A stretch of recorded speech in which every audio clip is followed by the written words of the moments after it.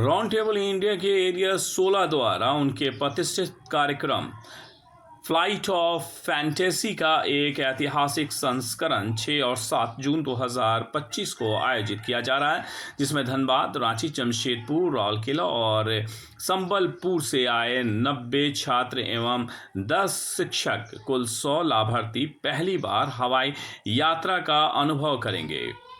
इन वंचित पृष्ठभूमि से आए बच्चों को भुवनेश्वर ले जाया जाएगा, जहां उन्हें कटक और भुवनेश्वर की टेबल्स द्वारा आत्मीयता से होस्ट किया जाएगा।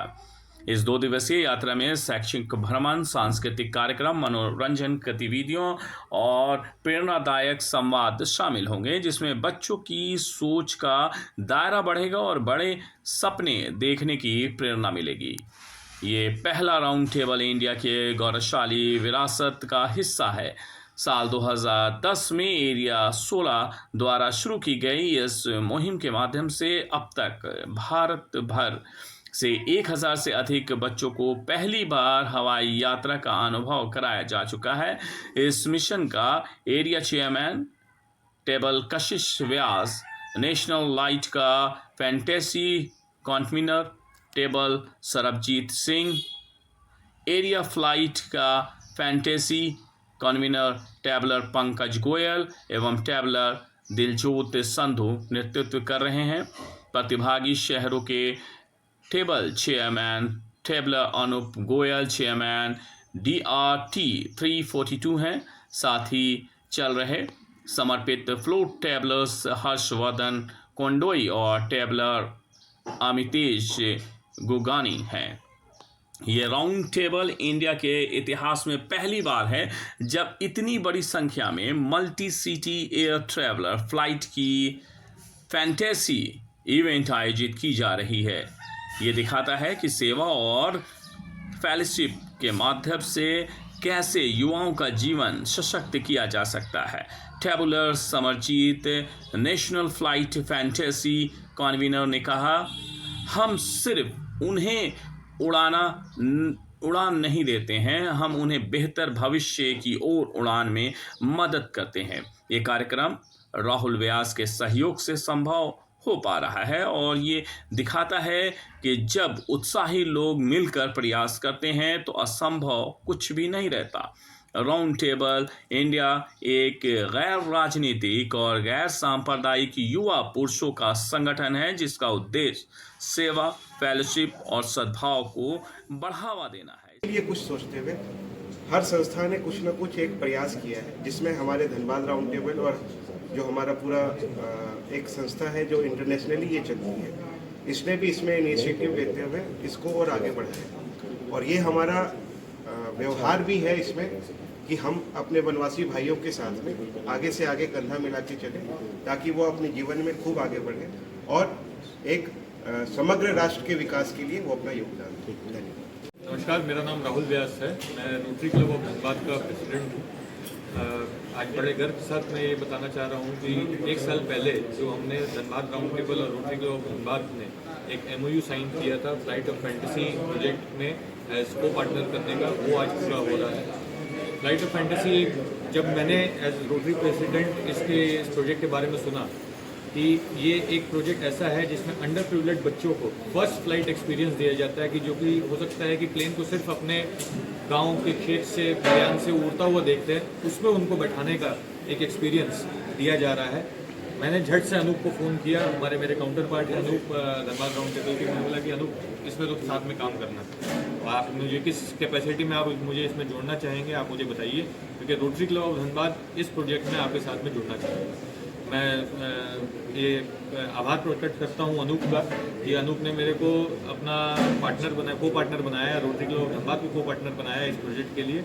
और ये बहुत ही बेहतरीन प्रोजेक्ट है, जिसमें अंडर प्रिविलेज बच्चों को जो फ्लाइट एक्सपीरियंस दे रहा है, उनका फर्स्ट फ्लाइट एक्सपीरियंस है, बट उनके लिए विजन ब्रॉडन हो रहा है कि ये फर्स्ट टू मैनी है, ये पहली उड़ान है, बट ये आखिरी नहीं है। इसके बाद में और कई सारी फ्लाइट्स इनको लेने हैं। क्या पता इसी में से अपना कोई APJ अब्दुल कलाम निकल जाए, कोई नरेंद्र मोदी जी हमारे निकल जाए इसमें, यू नेवर नो।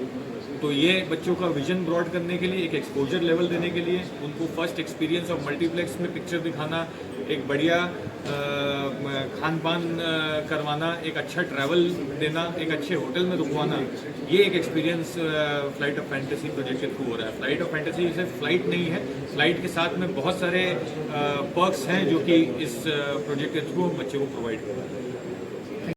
बड़ी गर्व से मेरे को बताना पड़ रहा है, flight of fantasy project nationally 2010 में शुरू हुआ। अभी 6 साल पहले धनबाद राउंड टेबल का जीर्णोद्धार हुआ था, जिसके हमारे चार्टर चेयरमैन श्री बलराम अग्रवाल यहीं बैठे हुए हैं हमारे साथ। 6 साल में बहुत सारे प्रोजेक्ट्स हमने किए हैं, जिसमें एक सहराज में 2 क्लासरूम प्रोजेक्ट भी हमने बनाया है, और हम आगे फ्यूचर में भी बहुत सारे प्रोजेक्ट्स 4 क्लासरूम का हम लोग नेक्स्ट ईयर का ऑलरेडी हम लोग प्लान कर चुके हैं, जहाँ पे 4 क्लासरूम वहाँ पे रिक्वायरमेंट अब आई है, तो हम उसमें 4 क्लासरूम और उसमें नेक्स्ट ईयर ऐड करेंगे। जैसे इसका उद्देश्य सर अगर बच्चों को आप बताना चाहेंगे तो इसके बारे में क्या कुछ है सर? देखिए, आइडिया फ्लाइट ऑफ फैंटेसी का आइडिया ये होता है कि एक बच्चों को जो अंडर प्रिविलेज बच्चे हैं उनको ये बताना कि फर्स्ट फ्लाइट एक्सपीरियंस से बताना कि स्काई इज़ द लिमिट, आप क्या कर सकते हैं अपनी ज़िंदगी में। अगर एक संस्था, मैं आपको पिछले बार की ही एक छोटा सा एग्जांपल देता हूँ कि जो बच्चे जो फर्स्ट टाइम फ्लाइट में बैठ के गए थे, उनका एक पर्सपेक्टिव टुवर्ड्स लाइफ बहुत डिफरेंट हो गया है। वो लाइफ को और बेटर समझने लगे हैं, उनके पास एक्सपोजर हुआ है, वो दुनिया देखे हैं, ट्रैवल किया है उन्होंने। वो बहुत बार होता है कि वही गांव के बच्चे हैं, कभी मॉल में नहीं जाना चाहते, कभी मल्टीप्लेक्स में पिक्चर नहीं देखा है उन्होंने। तो ये सारे एक्सपीरियंसेस जब हम उनको प्रोवाइड करते हैं, तो उस एक्सपीरियंसेस के वजह से जो एक पिछड़े वर्ग के बच्चे हैं, जो उनको एक्सपोजर मिलता है, ये एक अनपैरेलल है। और क्या पता इसी में से हमें हमारे फ्यूचर लीडर्स मिल जाए लाइफ के। बेसिक आइडिया यही है कि एक एक्सपोजर देना बच्चों को, जो उनमें से कभी कोई एक फ्यूचर लीडर हमें मिल जाए। कुल्लू कान्या है, मैं राउंड टेबल इंडिया के इस कार्यक्रम में यहाँ पर आया हुआ हूँ। इसके अलावा मैं अगले वर्ष के लिए रोटरी क्लब धनबाद सेंट्रल का सचिव इलेक्ट भी हूँ।